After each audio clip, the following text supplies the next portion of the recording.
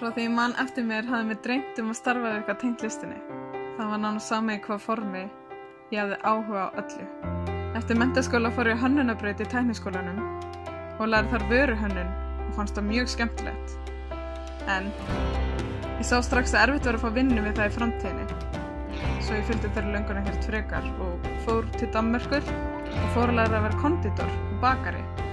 En ég hætti eftir að ég fór á nemasamning. Vinnan var erfið, það var mikið álag og erfiðar vaktir sem byrjuðu klukkan 2 um nóttina. Mér starf bara ekkert henda mér og ég fór í lýðháskóla þarna úti og fór að læra sauma. Þegar ég kom heim aftur frá Danmörku fór ég að vinna á leikskóla og það var einn skemmtilegasta vinna sem ég vinna. Það er svo gefandi að vinna með börnum og mér fannst ég eftir að þjóna einhverju tilgangi í starfi sem var nýtt fyrir mér. Ég svo strax að þetta var eitthvað fyrir mig og svo ég gat blanda þessu tvennu saman.